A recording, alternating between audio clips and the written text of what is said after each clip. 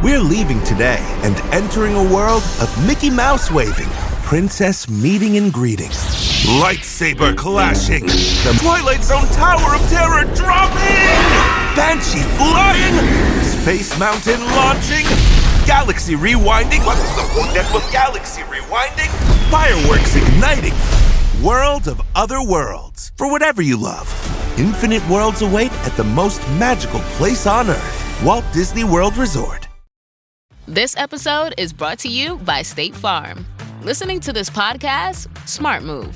Being financially savvy? Smart move. Another smart move? Having State Farm help you create a competitive price when you choose to bundle home and auto. Bundling, just another way to save with the personal price plan. Like a good neighbor, State Farm is there. Prices are based on rating plans that vary by state. Coverage options are selected by the customer. Availability, amount of discounts and savings, and eligibility vary by state.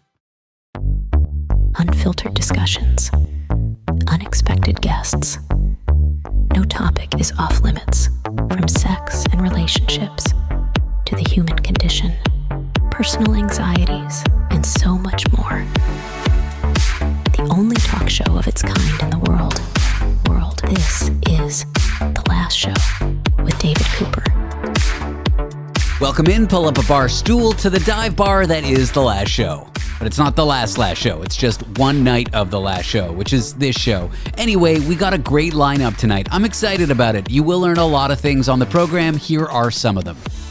I'm sure you've heard talk of AI going high-tech, chatbots that act as therapists. And to be honest, it all kind of sounds grim, at least to me. But what if technology can actually make things better in therapy? And what if there's smart, compassionate people working on just those problems? Well, there are. What are they doing? We'll discuss that in 10 minutes' time. Then after that, patience is a virtue. What does that mean? Well, impatience can wreck your relationships, ruin your goals, and even clog your arteries. Halfway through the hour, we'll unpack the science on how patience isn't passive. It's a skill you can learn, and it can change your entire life. Okay, that is just a small slice of the show tonight. There will be more. We'll cover more. You will learn more, but for now, let's dive in. Want to be part of The Last Show with David Cooper? Call us and join the conversation. 1-888-505-6644.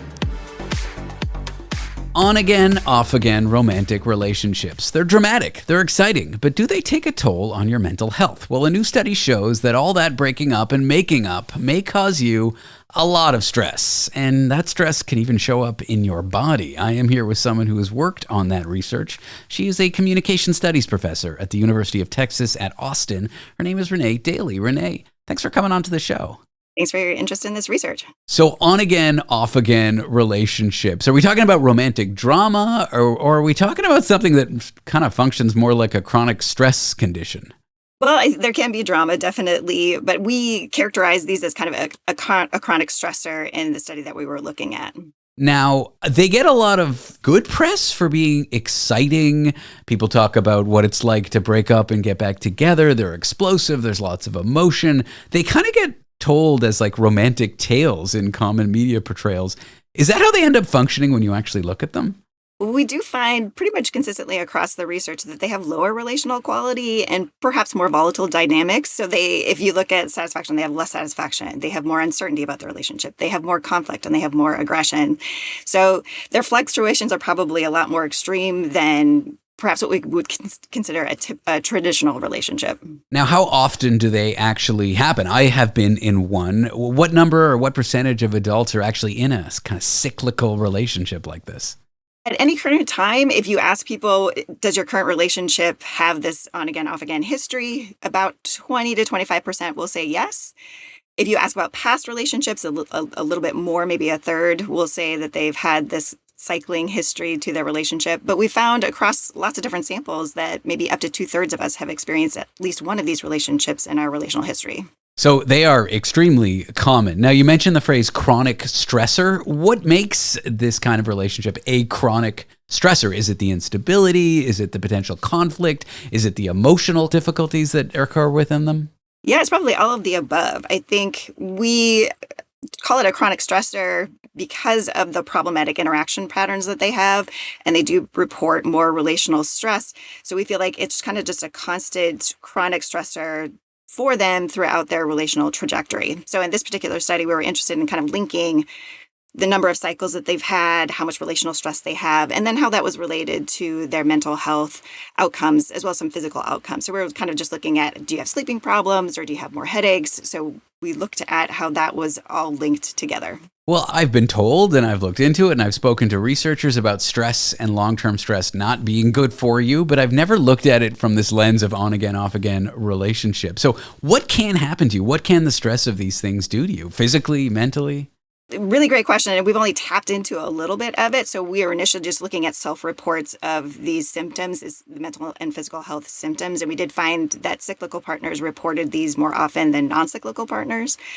We do know from previous research, there's a lot of great research going on with like physiological systems and knowing what those chronic stressors, the relational stress has on the body. So those researchers would probably be better at answering that question. But we were interested in kind of linking how these more problematic interaction patterns, that conflict and aggression, were related to the relational stress that they're feeling. Just kind of like, I feel tension in the relationship. It feels like it's an up and down roller coaster. I'm not sure what's happening in my relationship. And then how that was linked to just our smaller measures of those mental and physical health symptoms. When people have just got back together in one of these relationships and they're on the up portion of the roller coaster, I got to ask about memory. Like, do couples rewrite their memory? Do they think, oh, it wasn't that bad, it's going to be better this time, things are really great right now? Like, what are the rationalizations that people give to stay in these relationships? Yeah, we've looked at like why people are renewing their relationships, because that's a big question. Like, why do people keep going back to these relationships, especially when we know that they have lower relational quality? I think it's a lot of different reasons. I think probably they do forget, just like with any negative events that happen over time, we kind of forget what the bad things were. And because we were in a relationship with this person, something drew us to this person. And so they probably continue those feelings, probably sustain, like it keeps drawing us back to that particular person. And I think we do find in the off time, so after the breakup, we do find that maybe they feel more positively about their interactions. And our theory about that is that you're not obligated. When you're in the off time, you've broken up, you're spending time together. You don't have that role of I'm the relational partner and I have certain obligations or responsibilities. And so now we can just have fun. And we find that having sex after the breakup too kind of leads into getting back together. Guilty as charged. I have done that, but please keep going. Yeah, well, but on the downside, though, we also find that if you had aggression in your relationship prior to the breakup, you are actually more likely to get back together. So I think there's a combination of things that happens. And then obviously not all on-again, off-again relationships are the same. So what brings one person back to the relationship might be very different than what brings somebody else back to the relationship. Well, we didn't have aggression, so I want to put that aside for a second. But, I'm kind of like a success story. Me and my girlfriend Miranda were on and again, off again. And then finally we moved in together about 7 years ago. And that was what really made the change. We haven't broken up since. Okay, for someone listening right now who's on their third, fourth, maybe 50th reunion, and they're thinking about maybe getting back together, based on your research, what questions should they be asking themselves to make sure that it's a good idea and not just like a stress recycling situation that's about to happen? Right. And we do find with these partners that they tend to more slide into decisions more rather than really taking time to say, okay, what didn't work before? Why were we having so much conflict? Or why weren't we on the same page? So I think for anybody who's thinking about maybe, well, should I get back together or should I not? Our checking in with the partner, having a conversation and saying, are we on the same page? Do we have the same goals? And are we getting back because we really want to be in the relationship and we really feel positively towards each other? Or is it because we feel obligated? Or are we doing it because we have constraints? So we know with more cycles, you kind of accumulate more constraints. So like maybe you're more financially tied, or maybe you have children together. So you really have to ask yourselves, like, why is it that we're getting back together and making sure you're on the same page? I know I sort of just said, let's put the aggression factor to the side for a second, but I don't want to shy away from that. How can that play into these on again, off again cycles? That sounds kind of ugly to me. Can you speak more to it? Yeah, and when we were looking at types of on again, off again relationships, we did find a type that was more coercive in nature, and we're kind of feeling like these are the ones that have more of the aggression in the relationship. We're also finding there's different types of aggression, and we kind of thought initially, at least I thought initially, that it was the more minor forms of aggression that were happening in these relationships. But actually, our research is suggesting it's maybe more of the severe forms of the aggression going on. And so we do find this inherent tie between cycling and aggression, and the abuse literature also shows this as well. So we haven't really unpacked that, but we really do want to get funding to track these partners over time using this model that we used in this particular paper to really understand what's happening across the trajectory of the relationship. Well, thanks for breaking down something that I think a lot of people have experienced, I guess 2/3. I appreciate you coming on the show, René. Thanks so much. And I really want to acknowledge my co-authors, Amber Venom at Kansas State University and Cale Monk at the University of Missouri. René Dailey is a communication studies professor at the University of Texas at Austin. Coming up next, there is a lot of talk about therapy meeting new technologies like AI. And it's mostly doom and gloom. Do we really want teenagers using ChatGPT as a shrink? Well, that's certainly one take. But after the break, someone will join me who's hopeful about new technology in therapy. And what he has to say might surprise you. Want to be part of the last show with David Cooper? Call us and join the conversation. 1-888-505-6644. On December 12th, Disney Plus invites you to go behind the scenes with Taylor Swift in an exclusive 6-episode docuseries. I wanted to give something to the fans that they didn't expect. The only thing left is to close the book. The end of an era. And don't miss Taylor Swift, The Eras Tour, the final show, featuring for the first time the Tortured Poets Department. Streaming December 12th, only on Disney Plus. We're here because your heightened awareness deserves heightened entertainment. The last show with David Cooper. Things are about to get a little weird, a little surreal with David Cooper. And no, I am not talking about myself. I'm not just being a narcissist. I'm here with Seattle-based psychologist whose name is David Cooper. David, welcome to the show. Thank you for having me, David. Our goal was to find other David Coopers, but I lament that you seem more impressive than me on paper. But honestly, that doesn't seem very hard. Let's be honest here. I mean, I don't have a radio show, so, there's that. But you're on one. Okay, let's talk about you. You're a clinical psychologist. You have experience in neuropsychology. What even is neuropsychology? So neuropsychology is what I originally trained in, and that is brain-based behavior, right? If you think about emotions and all of this stuff as kind of the software, the hardware it runs on is the brain. So, when something goes wrong on the underlying hardware, it often produces the feelings that we have. So if you have a brain injury or, some kind of illness, you can really see that in sort of some of the psychological profiles people have. So it's really the study of how those things arise, what happens when they go wrong, and how do we tell the difference? I'm not going to play this interview for my mother because you sound competent. You sound like you know what you're doing, and me, not so much. I was going through, this is one of the reasons I really wanted to talk to you. I was going through your website, and you have some quotes and testimonials on there. One of them is from your mother. He's okay, I guess. Is that what she says about you? Yeah, I think on a good day, that's what you get sometimes. She thinks, I think she wanted me to be a podiatrist growing up. She's like, they make good money. They don't work very hard. I'm like, yeah, but you got to deal with feet all day. I don't think I could do that. I don't think I could either. I have a weird fascination / fear of fungus. Peddling in fungus is what, that's a Seinfeld quote, I think, is what podiatrists do. Peddling in fungus is exactly it. Okay, so, and you are the executive director at a place called Therapists in Tech. What does it even mean for a therapist to be in tech? Are you like 1 minute you're coding, the other minute you're treating a patient? In some cases, yeah. So even though I started in neuropsychology, I pretty quickly saw, apps were starting to come out, and I said, man, I just wish there were people in my field smarter about these kind of things because we could do a lot of good with patients. So I actually, started building apps for military service members and veterans, to help with a lot of the mental illness and challenges that they were having. So really there is, not just in psychology, but in medicine in general, is rise of clinicians who, want to take that impetus of, I want to help as many people as I can, and trying to adopt the economies of scale we see in tech, right? In the DoD, I had an app that had been downloaded by 4 million people. And I'm like, I could never see 4 million people as a therapist, but I can help 4 million people with an app. And so really, I think that's what spurred me is, how do I do the most good? And how can I really use a lot of the tech tools where we see a lot of doom and gloom and horribleness in the news? How can I use them for good? How can I use them to help people? And so Therapists in Tech is the group of clinically trained folks who've decided to make that jump into tech. Now, I lament that my programs sort of become the AI show, because I feel like those are some of the hottest topics in the news right now. Yeah. So we cover them, whatever. I'm at peace with it.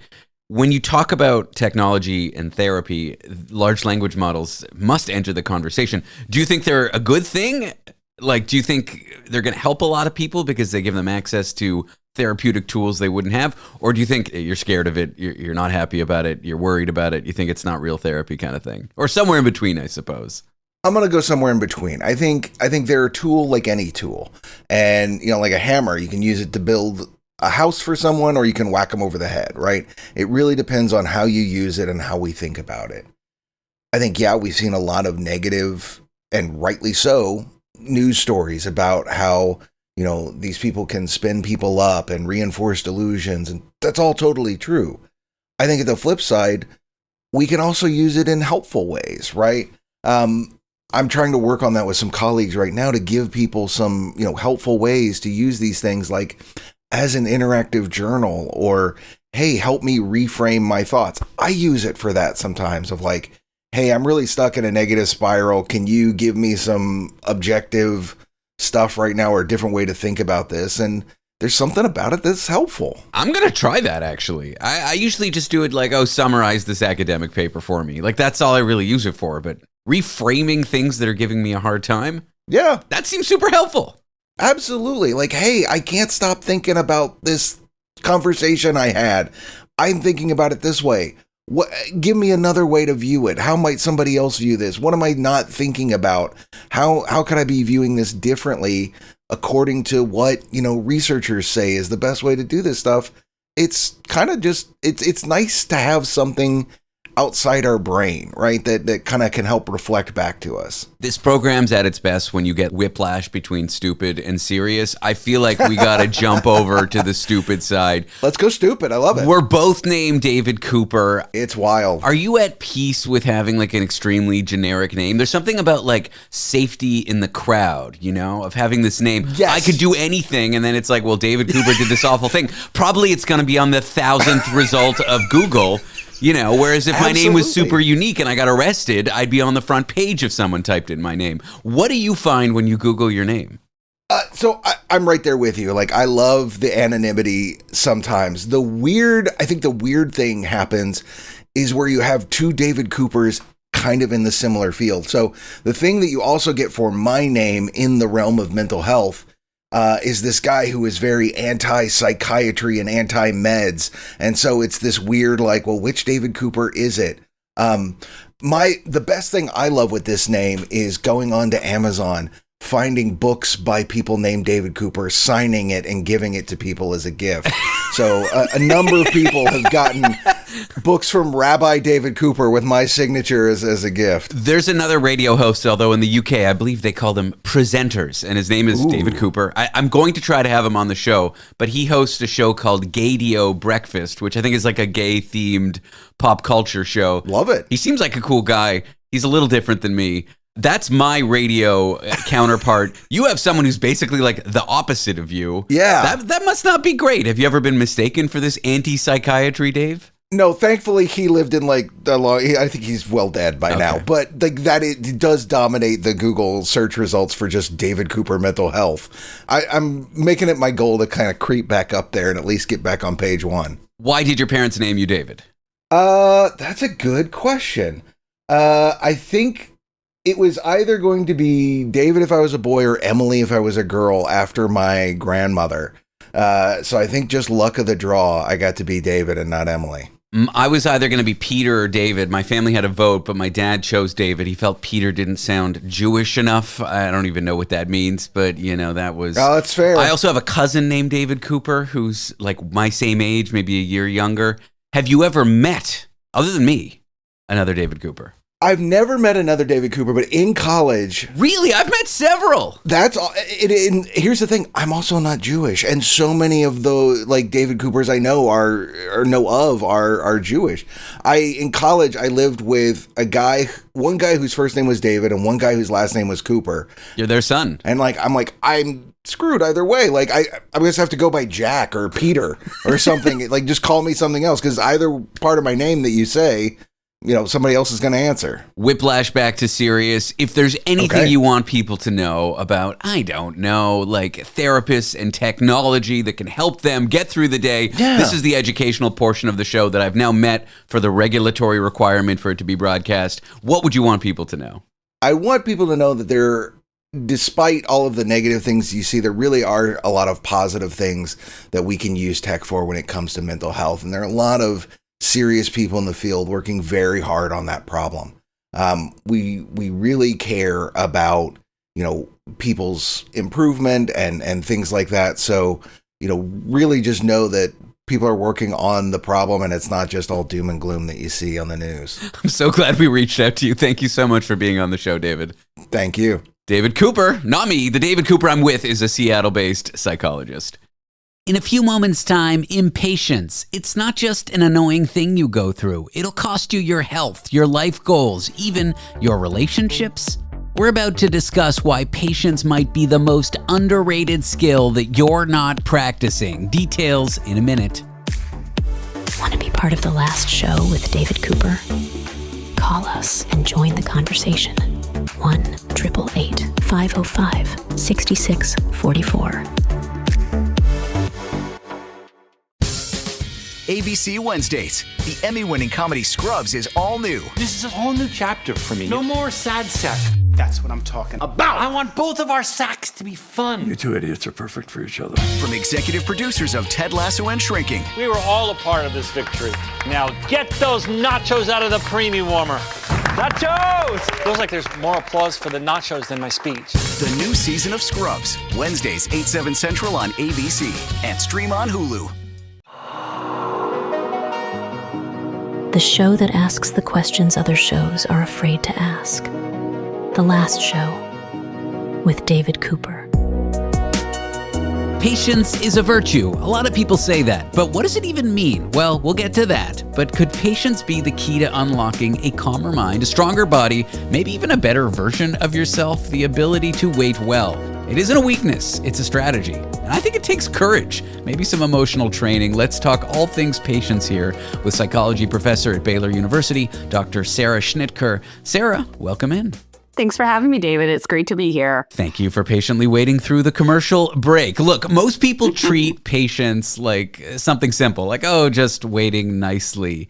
Is it a skill? Is it something we have to work on? Do we have to be active with being patient? Well, sometimes people are naturally patient, but for most of us, it is something we need to work on. And the good news is we can actually work on it and improve our patience, learning strategies to regulate our emotions and remain calm, even when things are frustrating and difficult. Now, what does being patient really mean? Does it just mean I'm in the doctor's office and after 5 minutes, I don't go to the receptionist and lose my mind? Like, what does it mean on a deep level to wait for something? Well, I think it's interesting. Sometimes we have choices to wait. Sometimes we don't. But what distinguishes patience from other psychological constructs like delay of gratification is that with patience, it's how you wait, not whether or not you do. But when you wait, are you doing that calmly without getting overly dysregulated? It doesn't mean you don't have any emotions, but that you're able to stay present and calm in the moment and not lose sight of your goal and what you're trying to do. Patience to me seems a little boring, but and correct me if I'm wrong, but you've said patience exists in this extreme between recklessness and passivity. What does that mean? That sounds pretty dramatic. Well, I think part of the reason I bring that point up a lot is because people often hear patience and think it's going to make you a doormat. that if I'm patient, I won't get anything done. I'll become lazy and not get there. But what we show in our research is that patience actually helps facilitate goal pursuit.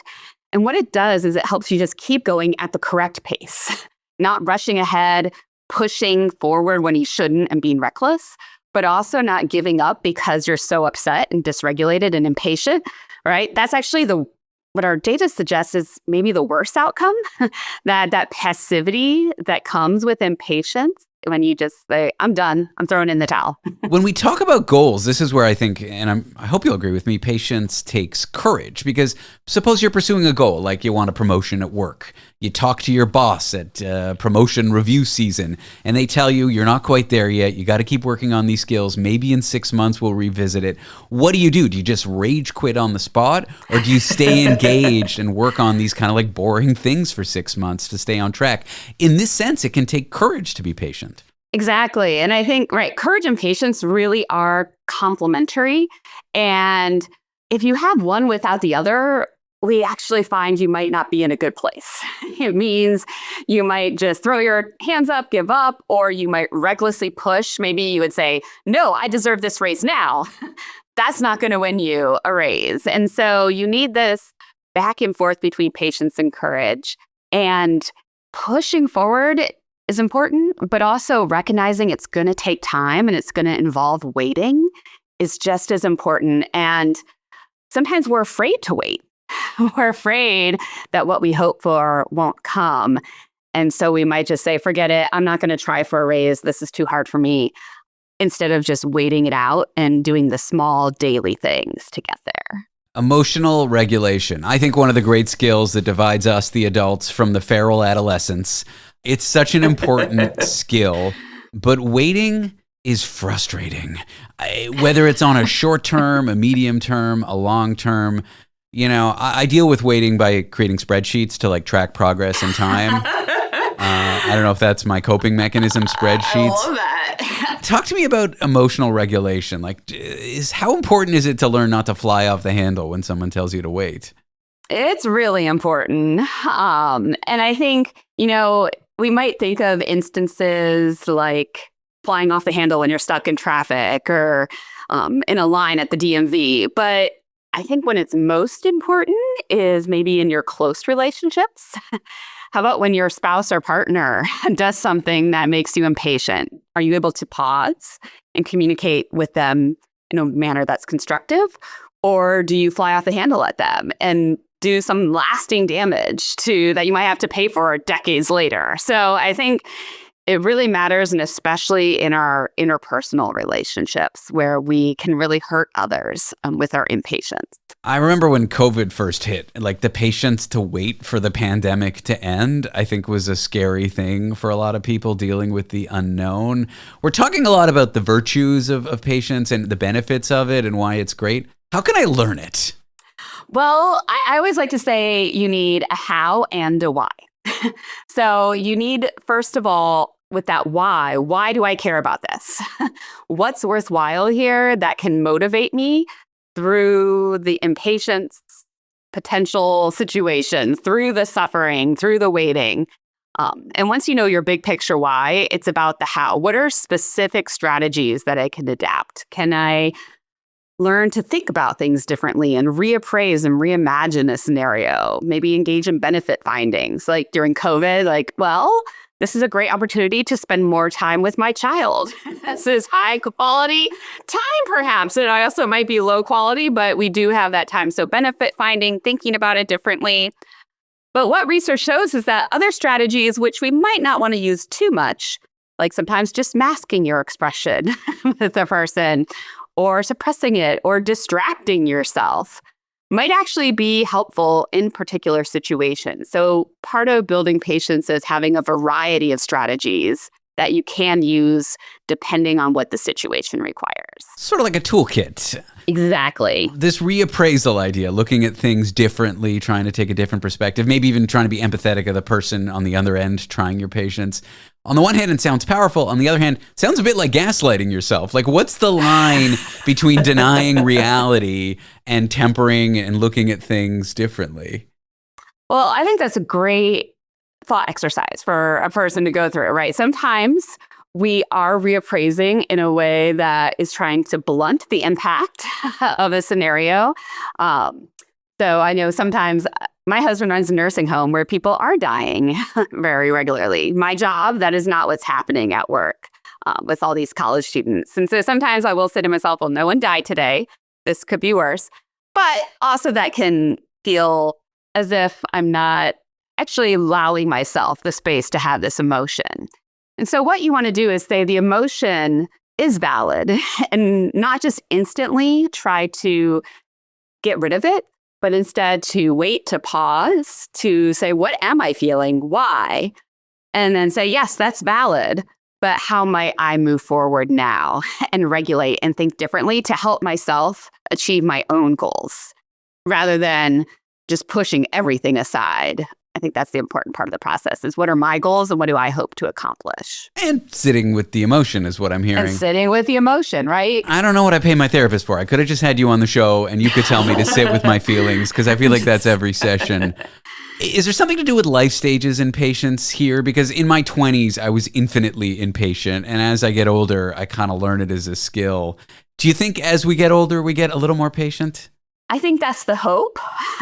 I don't know. We do find that as people get older, they do tend to feel more positive and less negative emotions.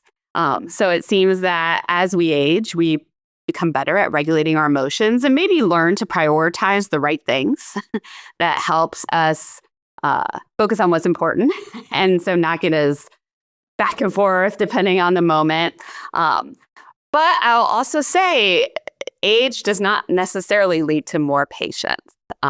So we have to work at it and just not automatically think it will come to us as we get older. Sarah, you've been very patient to come here and chat with me on this show. Thank you for your time. Thanks so much for having me. Dr. Sarah Schnitker is a psychology professor at Baylor University. In a few moments, Ozempic, GLP-1 drugs. They're great for losing weight. But can that same medication make alcohol less rewarding? And if so, why are only 2% of alcohol abuse disorder sufferers getting it?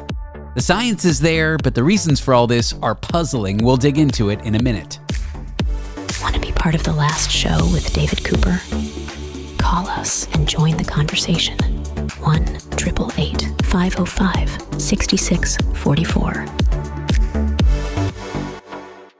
Sierra has all the best active and outdoor brands for the super athletic stuff, like running gear for cruising up the trail.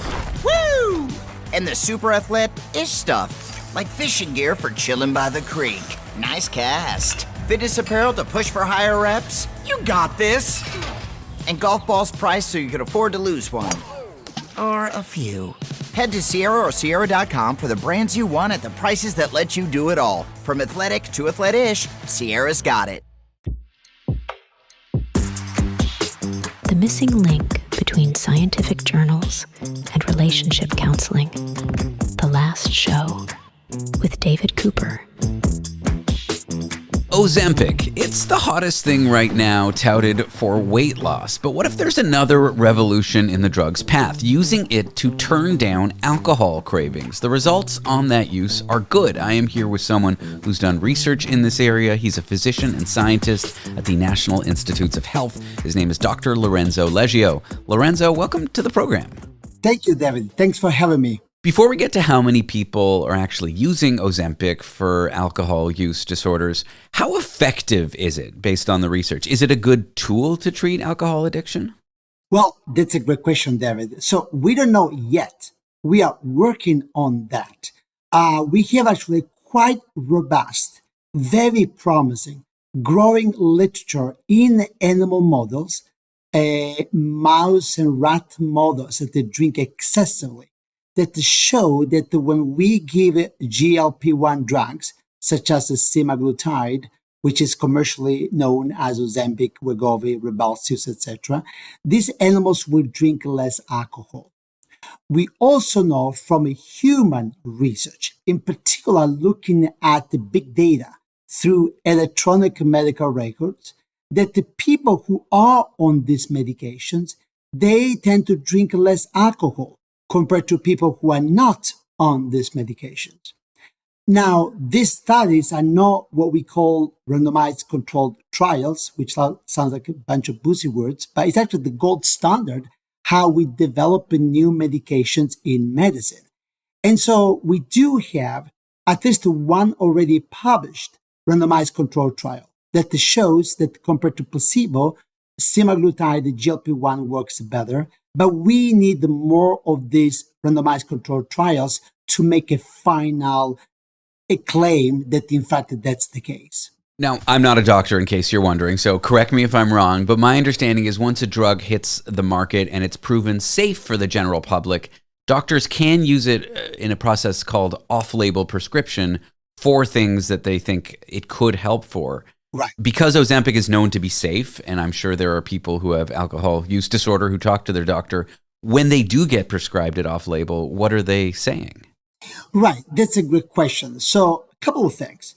There are people who anecdotally report that they receive a prescription of a GLP-1 medication, either off-label for alcohol craving, alcohol addiction, or they get the prescription for diabetes, obesity, which is not off-label, but they also report these reductions in alcohol drinking. So that's, in fact, something that has been reported over and over, although anecdotally. And I keep on emphasizing anecdotally because, of course, people who may not have these effects may not report, may not say, hey, I'm drinking less if they don't. So the data may be a little skewed in a way, and this is exactly why we need controlled trials. Clinical trials, yeah. In terms of off-label, David, I will clarify. So in order for a physician to prescribe a patient to consent and agree to use a medication off-label, there must be evidence not only of safety, which is a must, but also of efficacy, even if the drug is not approved in the market. Got it. We have examples. For example, we have actually 3 medications approved by the FDA for people with alcohol use disorder: naltrexone, acamprosate, disulfiram. We have 2 more medications that are called topiramate and gabapentin. Sometimes people, clinicians, use off-label with the consent of the patient. These medications are endorsed by the American Psychiatric Association as a second-line treatment, and that's an example of off-label use. I'm actually prescribed gabapentin off-label for some mental health stuff, even though it's used. Anyway, okay. I want to talk about alcohol abuse and people who have it. Okay. If I had some other illness, mental health problem, and I went to talk to a doctor, it would be likely or possible that I would get prescribed medication.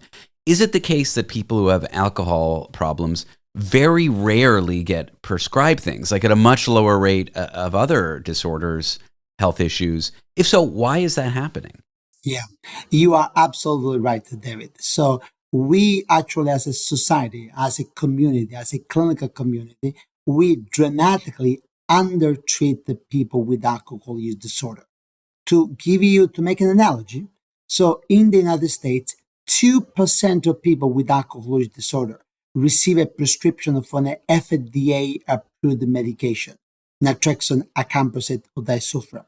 As a comparison, 85% of people with diabetes receive the prescription for a medication approved for diabetes. Lorenzo, if only 2% of people with diabetes got insulin, that would be like a national health problem, epidemic, scandal, that kind of thing. It would be unacceptable. You're absolutely right.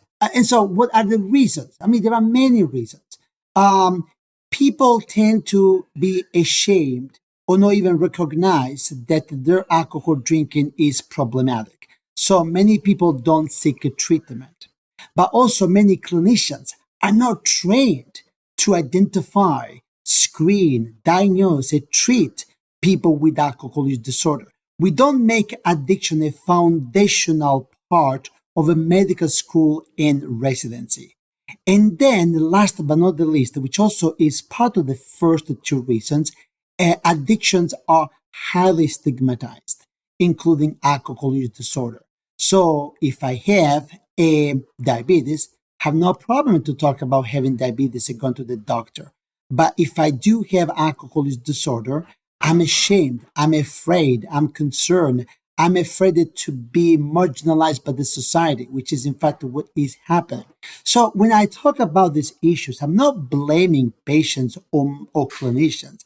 I'm actually pointing out that we have actually still a big hole in not understanding that addictions are chronic medical disease. We should really treat these disorders just like any other mental health disorder or any medical disorder, cancer, diabetes, hypertension, etc. I started this interview with, I think, a mistake a lot of people make, and I kind of lament it. I started this interview by talking about how Ozempic or GLP-1 drugs were an exciting potential treatment for alcoholism.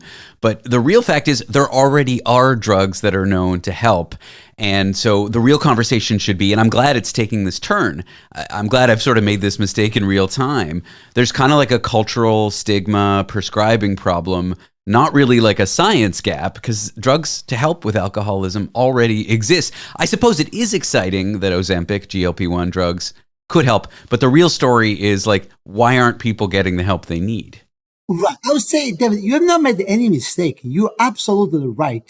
As a physician, as a scientist, this is the most exciting time of my professional career. So let me make this clear. We do have effective treatments for alcohol use disorder. 3 of them in particular are FDA approved. So any doctor could prescribe naltrexone, acamprosate, disulfiram.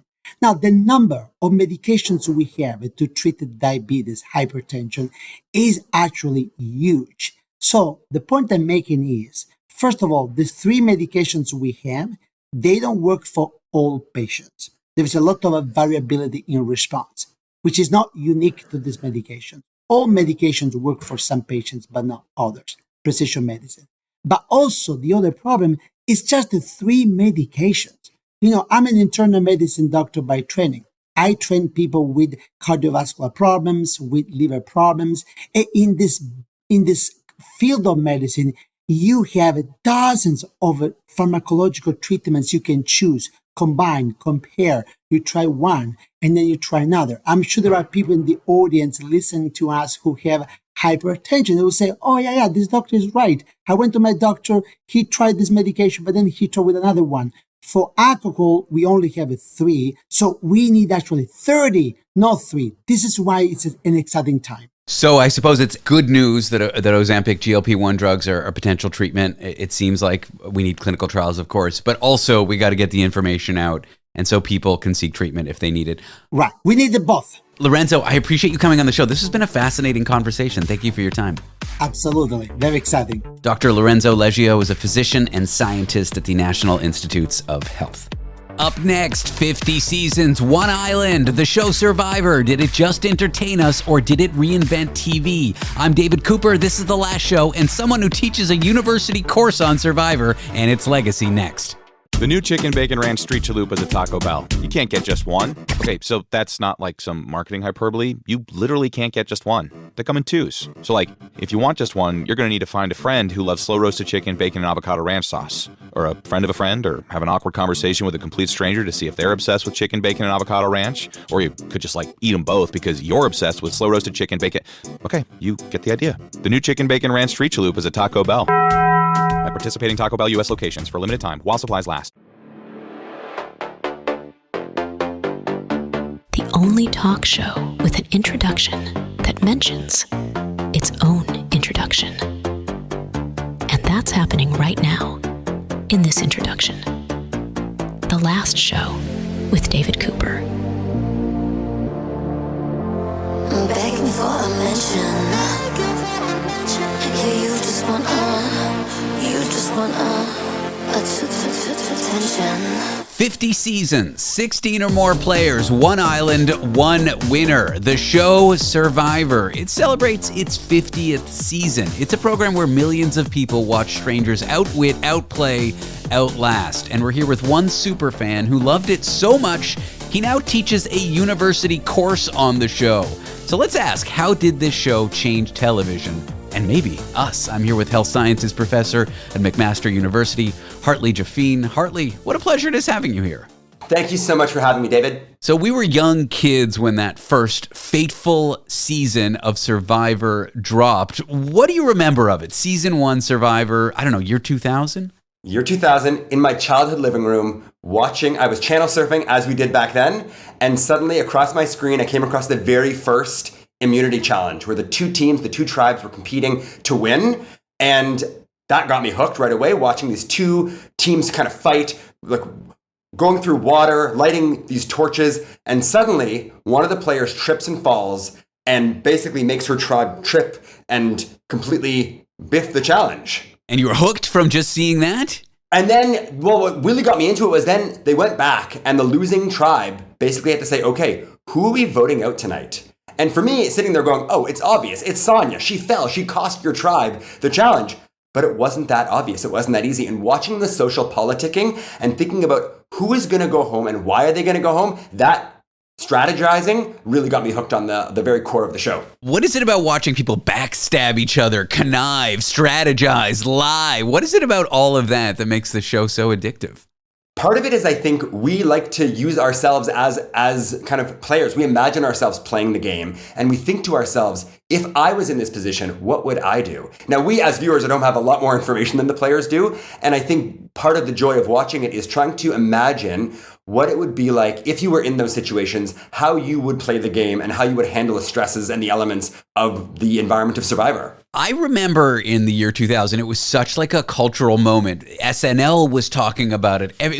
You don't really get that anymore. It was sort of like a narrative that everyone had at the same time, just talking about how amazing this show was. Why did it hit so differently back then than suppose if a show like that dropped today, it would hit?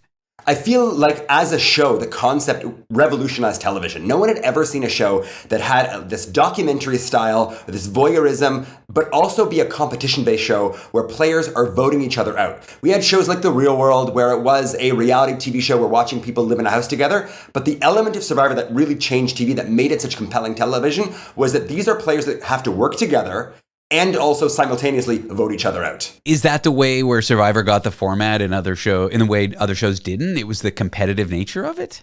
It was just the first time it had ever been done. And then after that, shows kind of immediately took that format, and Big Brother was born, The Amazing Race was born. Other reality shows took that model of having players work together and also have to eliminate each other. But that had never been seen or done on TV before, and I think that's what made it really compelling television. Short of actually going on Survivor, Hartley, and winning and making that money, which is, hard to do, you have decided to make a career of this, or at least a career in part Survivor, another way, teach a course on it. What inspired you to pitch to a university, we need to do a course like this, and decide to teach something like that?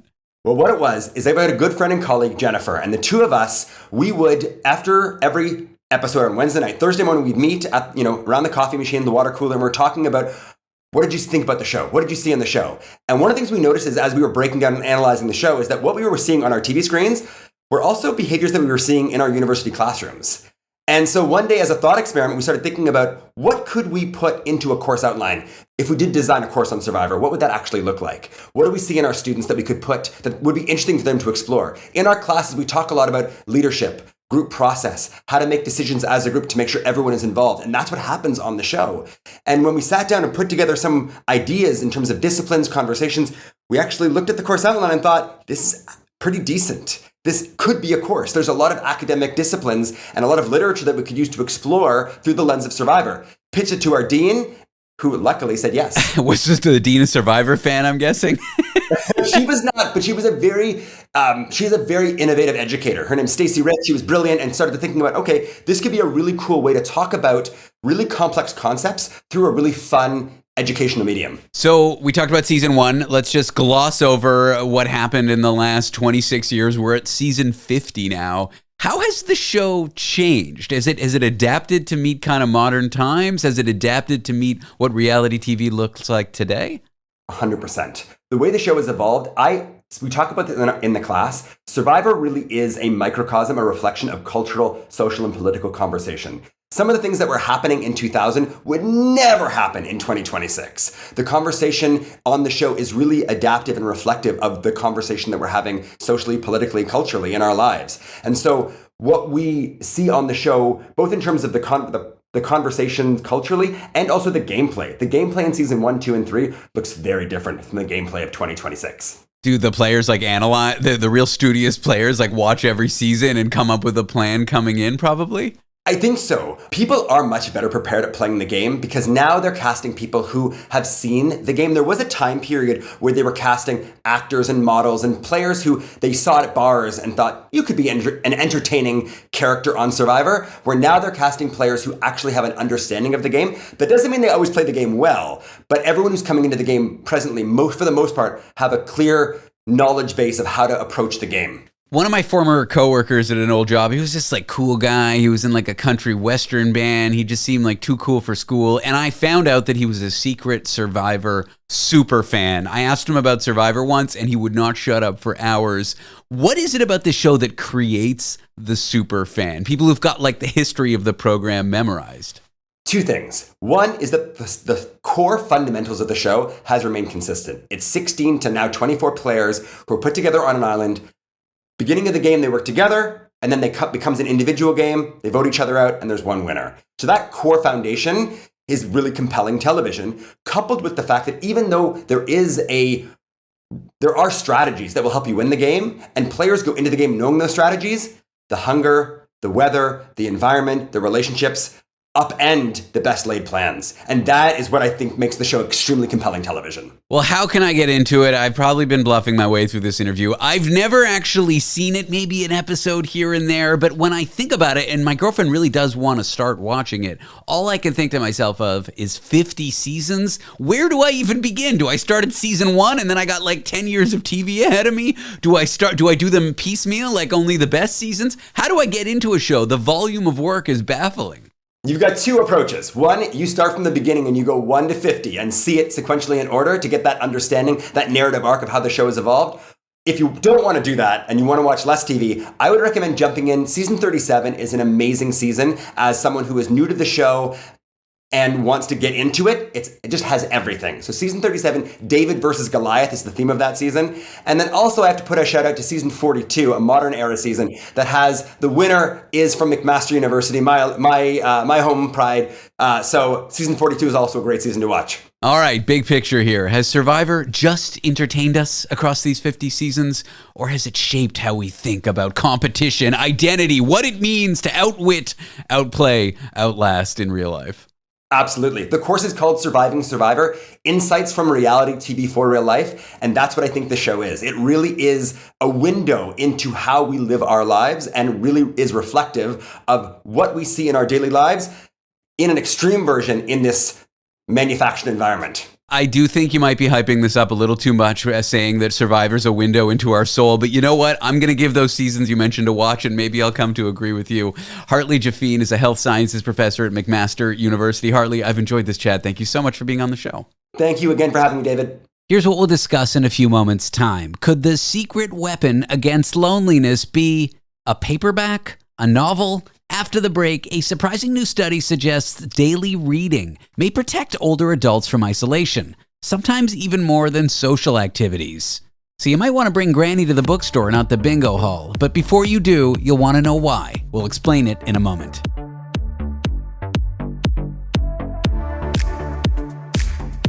Want to be part of the last show with David Cooper? Call us and join the conversation.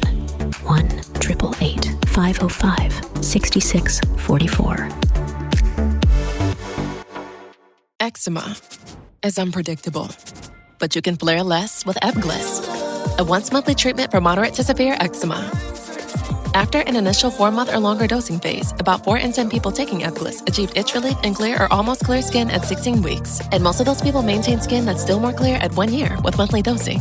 Ebglyss, lebrikizumab LBKZ, a 250 milligram per 2 milliliter injection, is a prescription medicine used to treat adults and children 12 years of age and older who weigh at least 88 pounds or 40 kilograms with moderate to severe eczema, also called atopic dermatitis, that is not well controlled with prescription therapies used on the skin or topicals, or who cannot use topical therapies. Ebglyss can be used with or without topical corticosteroids. Don't use if you're allergic to Ebglyss. Allergic reactions can occur that can be severe. Eye problems can occur. Tell your doctor if you have new or worsening eye problems. You should not receive a live vaccine when treated with Ebglyss. Before starting Ebglyss, tell your doctor if you have a parasitic infection. Ask your doctor about Ebglyss and visit ebglyss.lilly.com or call 1-800-LILY-RX or 1-800-545-5979. Exploring both interstellar and interpersonal space-time continuums. The Last Show with David Cooper. If you are lonely, could reading a book make you less lonely? A massive new study says that just getting lost in a book could make older adults feel less isolated. So much so, it could be more effective than them joining clubs or even volunteering. I'm here with someone who's worked on this study. He's an assistant professor of public health at the University of Nevada, Reno. His name is Haosen Sun. Haosen, welcome to the show. Thank you, David. Honestly, I've heard this advice from everything from friends to my therapist, that if you're feeling lonely, if you feel like you have no sense of community, that you should join a club, that you should volunteer, that you should expand your social circle. What made you look into reading as a way to deal with loneliness for older adults? So the thing here is that many, let's say, we all know that many advices encourage, let's say, you should go out, you should expand your social networks or join more activities.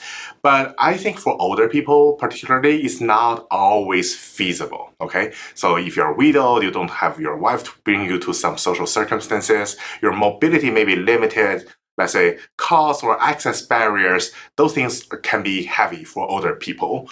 So the thing here is that factor that limit social networks can also hinder participation in those activities. And previous research mostly say that, okay, they just want to identify relationships between factors and loneliness without thinking, let's say, looking into actually how many network connections they already have. So what I'm trying to do here today is that it's not totally, let's say that those social activities are not important, but we're more thinking about, for those already bounded with smaller networks, what they can do to, let's say, feel a bit better. Interesting. So you looked at a lot of adults, like over 30, 40,000, something like that. That is a huge data set. When you looked at it and you saw that reading helped with loneliness, what made you say like, oh, something interesting is going on here? Yeah, indeed. So the only limitation here is we are not identifying what exactly they're reading, but the theoretical driver behind this is that reading is a more immersive experience. So let's say reading a novel, there are characters in it, there's a storyline in it, so it's more immersive and cognitive engaging. So, and we also tried, examine other activities such as doing a word or puzzle game, and those things didn't turn out useful or a significant buffer against small network and loneliness. So I think it's more about, the story and engagement or immersiveness, let's say, related to in the reading process that is making a difference. And reading something you can do every day. When you tell an older person they need to go join a class or something, it might be weekly or monthly and only for a few hours. Could that be one reason for it, that reading is something you can do just all the time? I think so. I think that's part of it. So, although we will need more, let's say, time use diary study to confirm this, but intuitively, my first reaction here is that you're not following other people's schedule. So, for example, if you feel lonely, let's say you cannot fall asleep at night, let's say it's all by yourself, it's hard to give a friend a phone call or something like that, right? It's not always feasible, but if you have an ongoing novel, a book to finish, you can kill some time and make yourself a little bit better. And it's not merely a distraction, but it's more flexible. I've been like 10,000 feet deep in a book, and I do feel like I have a connection to the characters. Do you think like fictional relationships that you feel like you have or you feel like you're experiencing can kind of scratch the same itch as having real relationships? You're 100% correct, I think. So there's research on this kind of thing. So saying that even fictional connections with characters in a book can also simulate, let's say, like you said, scratch the itch. So. And you mentioned puzzles like, I don't know, crossword, Sudoku, that kind of thing. Why might that not have an effect? They feel kind of like brainy to me. Is it just because it's solitary? It's just me with a bunch of numbers or words on a page?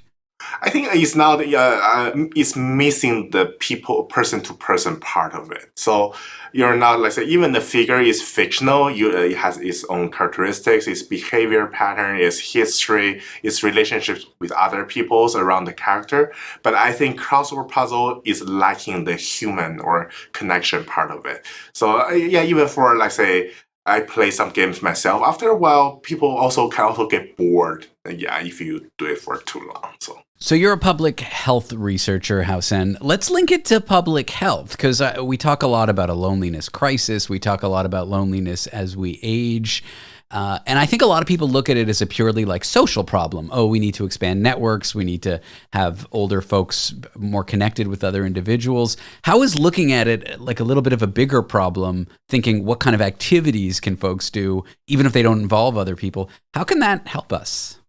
I think that is more on, let's say, it's not a replacement for social activity or social participation, that kind of thing. But in my, from my perspective, it's more about, get prepared and have more flexibility as a second line of defense.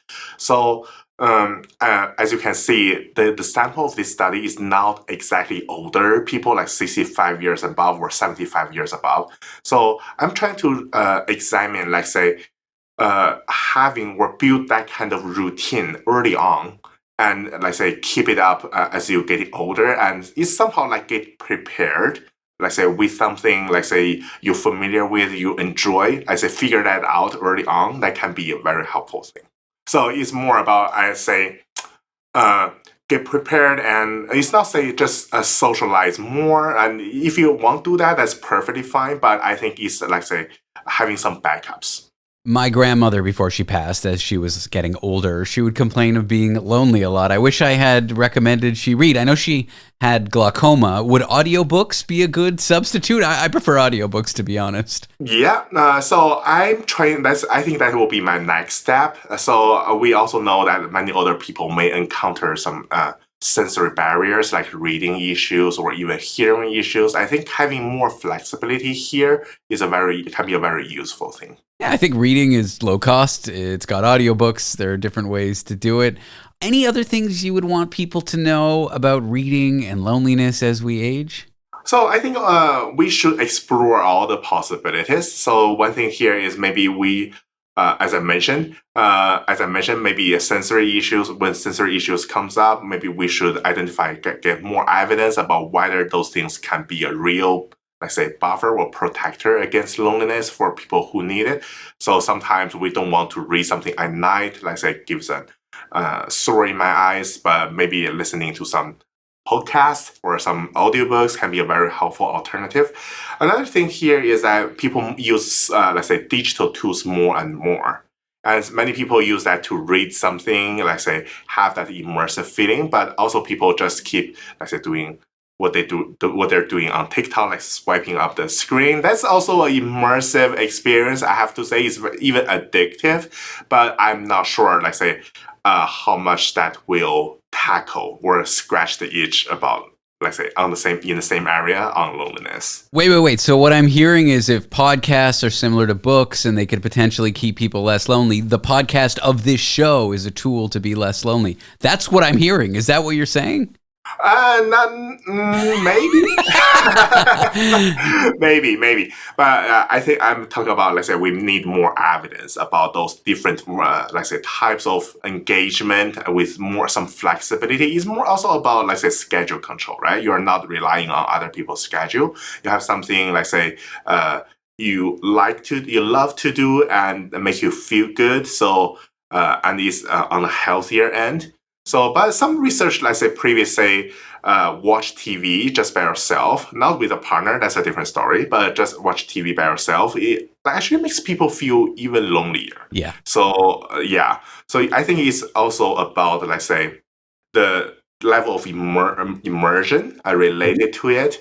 But sometimes I think another potential benefits of reading a book, something like this, is more about, let's say, having something ready to share with other people. Let's say give you some background or some interesting insights, or let's say make you an interesting person. So to talk with other people. And I suppose joining a book club is the best of both worlds, now that I think about it. Well, Haosen Sun is an assistant professor of public health at the University of Nevada, Reno. Haosen, thank you for joining me. I appreciate you coming on the show. Thank you, David, for inviting me. Up next, a psychology researcher looked at how students view flirting with their professors in university. The results, you won't believe them. I'm David Cooper. This is The Last Show, and details in a minute.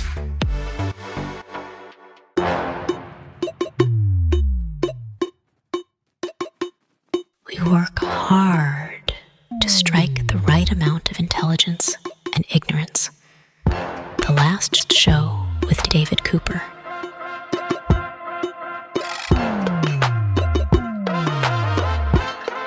Student-professor flirting. It sounds like a campus rom-com movie plotline. Sounds innocent enough, until you think about how it actually plays out in real life, and you factor in, the power dynamics involved. You factor in the ethics of winking between you and your hot professor. There's some ugly stuff behind that wink.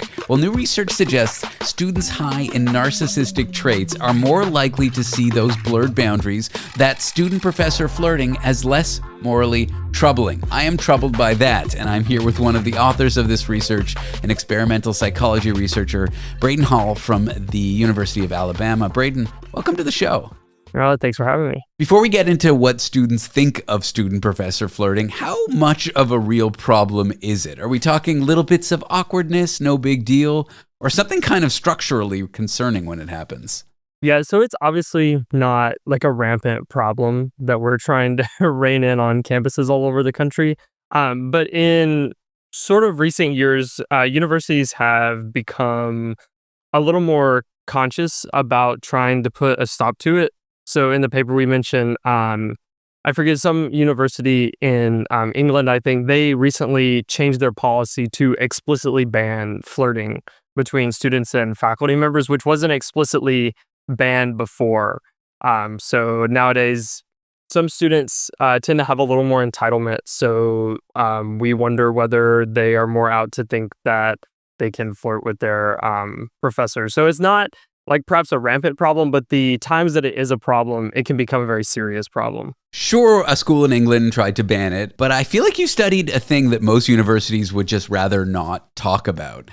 What made you think, yes, an academic paper about flirting in universities, this is what we need right now? Yeah, so a lot of people ask me that question. So I've always been I research flirting all the time, and I've always been very fascinated at sort of flirting in somewhat inappropriate dynamics. And just going to a big school in undergrad, I noticed that some students would be a little flirty with their professors, typically the students who could probably gain something from doing it. And then I read a paper that was done in the 80s that studied this, and no one had studied it since.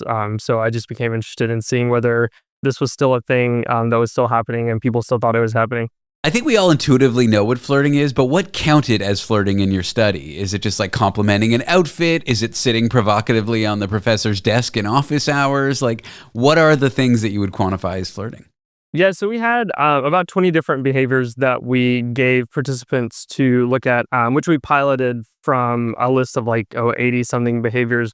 And yeah, most of the behaviors are meant to be suggestive of some sort of romantic or sexual interest, but not reaching the level of sexual harassment. So we didn't have anything like touching your professor or inappropriately or touching students and things like that. But we had things, like sitting on a desk, wearing particularly revealing clothing to a professor's class, calling on a student all the time, referencing that you're single. So little minor things like that. Yeah.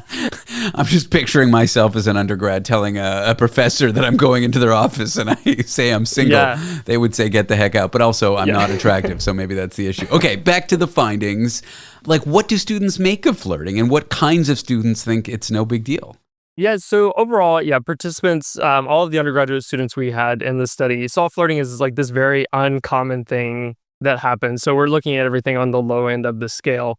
But we found that grandiose narcissistic students, so these students who think they're the best thing since sliced bread and whatever they want should be handed to them, they were more likely to think that their professors are flirting with them, more likely to say I flirted with professors, and more likely to think that this flirting is just happening more often all over the place. So my friends do this with their professors and their professors do it with them. Whereas vulnerable narcissistic students, so people who think the world has wronged them, so, woe is me, I deserve special treatment because of that. They thought that other people were doing it, but they didn't necessarily think that they were doing it themselves because they have the idea of I'm so ugly, my professor would never flirt with me, and I'm just too shy to flirt with a professor and stuff, but all these other people are doing it. But they have this feeling that everyone's gaming the system but them kind of thing, even though that may not be true, and it's not true. Right. Yeah. Narcissistic people tend to have sort of a dimmer view of humanity. So they overestimate how often immoral behavior is happening in the population. We think this is because, like birds of a feather flock together. So narcissistic students or people tend to have narcissistic friends. So when you ask your peer group what behavior they're engaging in, it's more likely that they are engaging also in this more immoral behavior. So no matter whether they did it or not, both categories of narcissistic types or all categories saw this flirting as less troubling morally, as being ethical. Is that like moral flexibility where they think it's no big deal? Or is it the classic, like, rules are for other people, they don't apply for me? Like, I know it's wrong, but the rules don't apply to me. Yeah, so the second part where the rules don't apply to me, that is more unique to grandiose narcissism. And that's what's leading them to say they flirt more and people flirt more with them. So like you can't flirt with your professor, but I can because that's okay because I'm special. But most of this the view that this is less morally troublesome comes from just a dimmer view of morality. So they just find... and we call it darkness tolerance. So they're more tolerant of dark behavior or immoral behavior. They just don't see it as that bad or that big of a deal.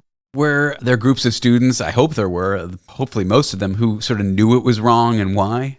Oh, yes. I mean, the overwhelming majority of all of the participants said that this was like totally morally inappropriate, which is an important point to make that many people miss when reading studies like this.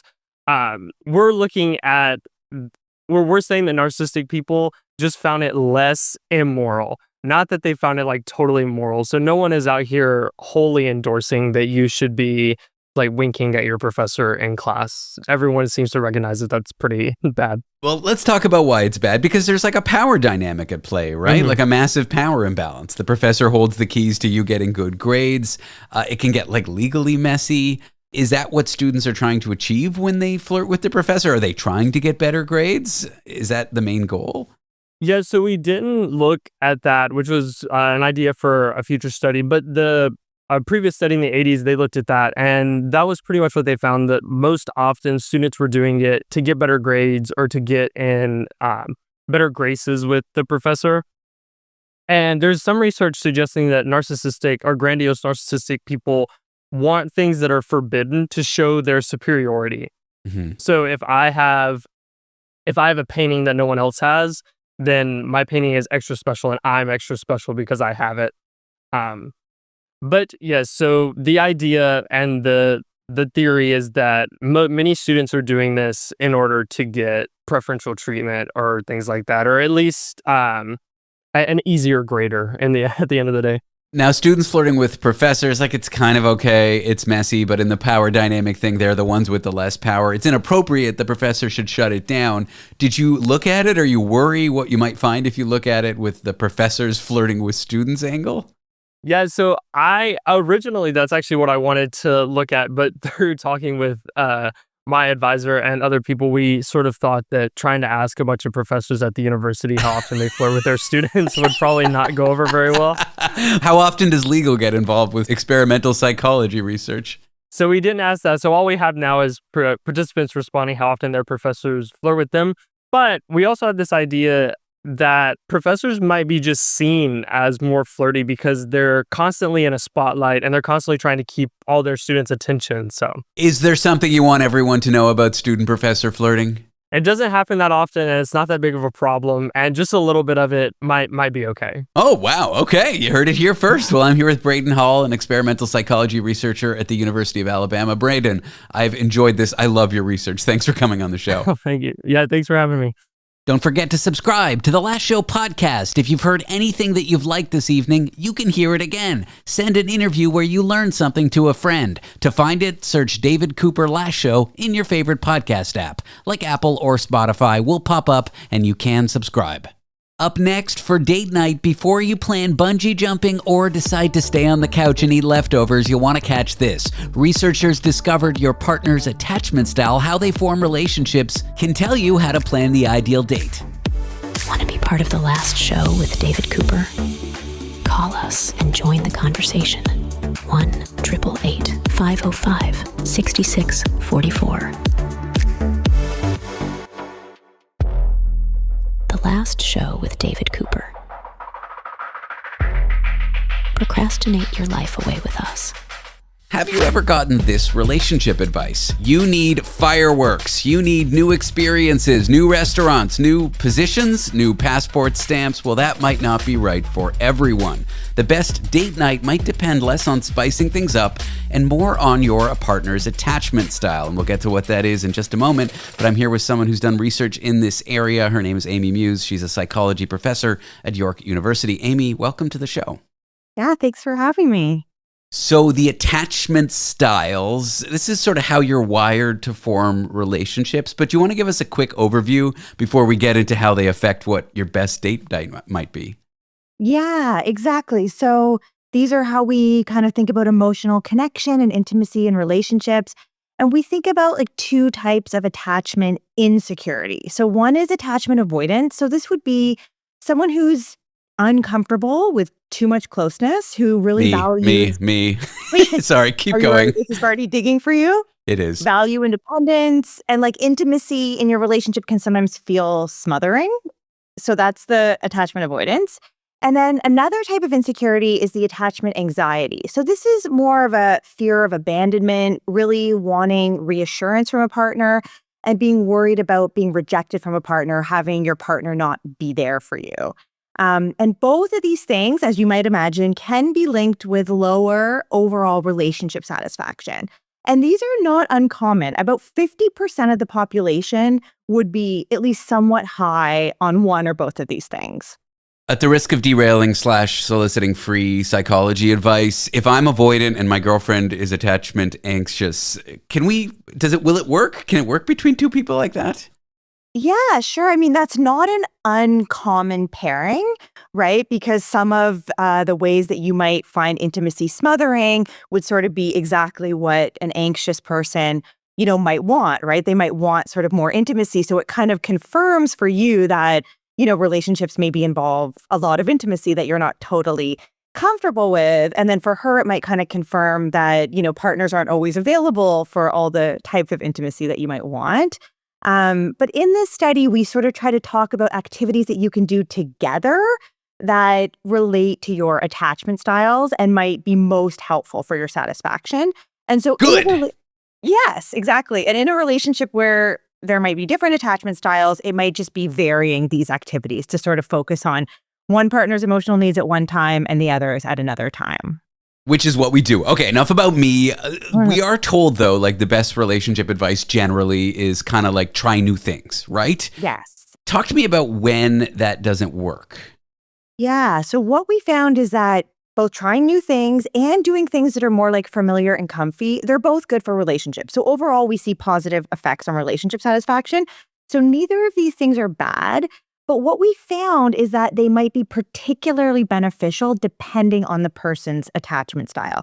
So for people who are more avoidant, like we just talked about, these novel and exciting activities are actually particularly beneficial for them. So this would be doing new things, trying something or learning something together, going somewhere unfamiliar, something that maybe feels like a little bit expanding or out of your comfort zone.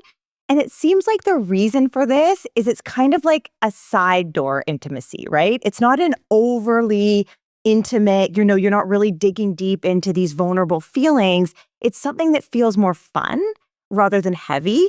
So this seems to be something that kind of buffers the lower relationship satisfaction that's more typical for people who are avoidantly attached.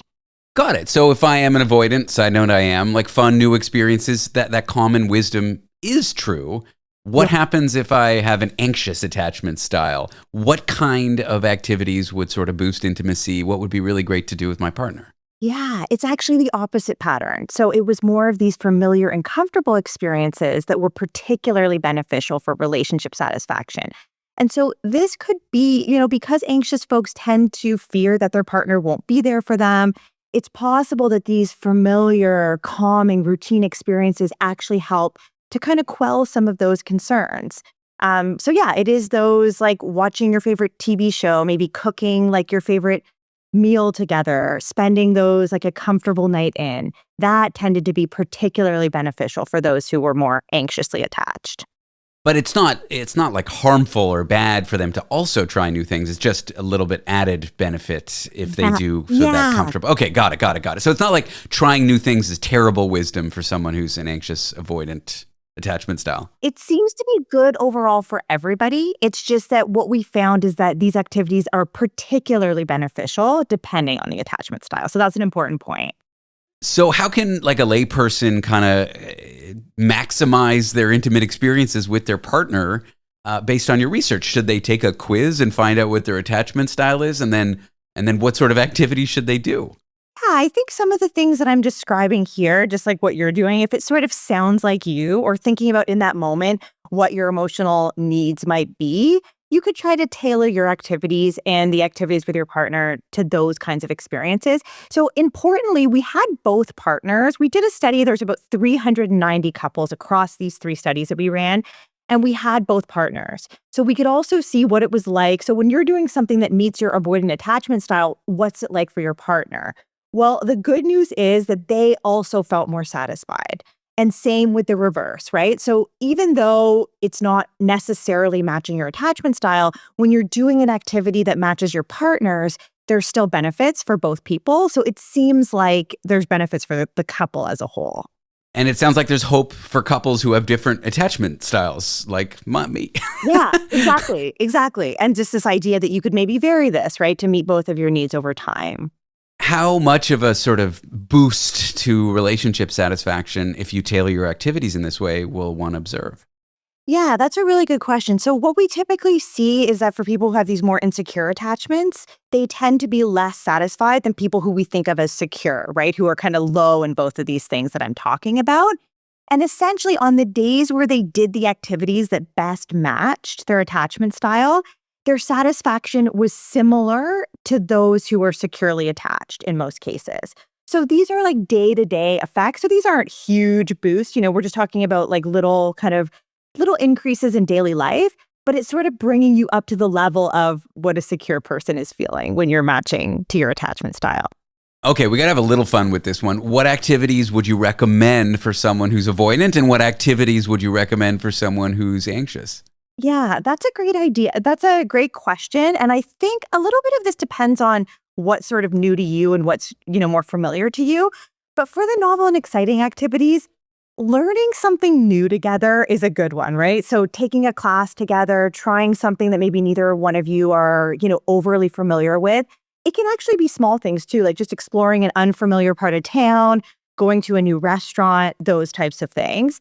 And then for comfortable and familiar activities, just think about like what are sort of like the fun routines that you have together. So is there a meal that you cook regularly that you like? Is there a TV show or a movie that you get a lot of comfort out of watching? Even, a game or something like that, you've played a lot of times that is sort of a comfortable zone for both of you.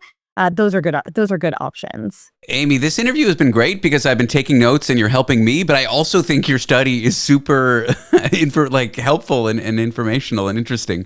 Now, what if couples don't do that? What if they don't engage in these kinds of activities and their attachment styles aren't aligned, or they aren't doing activities that would sort of give them relationship satisfaction based on their attachment style? What's the downside of not doing these things, you're saying? Yeah, I think the downside is just that you're not taking these opportunities to connect and feel satisfied with your partner.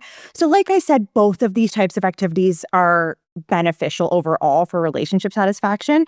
So, trying to spend that shared time with your partner is really important. And as kind of an added bonus, you can think about tailoring those activities specifically to what your emotional needs might be. Amy Muise is a psychology professor at York University, where she's also the director of the Sexual Health and Relationship Lab. Amy, this has been a joy. Thank you so much for sharing your research with me. Thanks so much for having me. That's a wrap on the show, the night, the week. Thanks for tuning in. We'll be back Monday night. Don't forget to follow The Last Show on social media. We're on platforms like TikTok, Instagram, and YouTube. You can watch videos of us asking some of the smartest academics we can find, some of the most ridiculous questions we can think of. Follow The Last Show on social media. Our handle on those platforms, lastshow.pizza. That's lastshow.pizza. I'm David Cooper, and this ain't the first show. My name is Mickey Fox. Friday, February 27th on Global. I'm Sheriff of Edgewater. For her, keeping the peace Cartel's moving in. means every investigation. People are getting threats. It's close to home. At the end of the day, I'm responsible for this town. Secrets, loyalties, and small-town justice collide in the new hit drama. I'm a damn good sheriff. Sheriff Country returns Friday, February 27th on Global. Stream on Stack TV.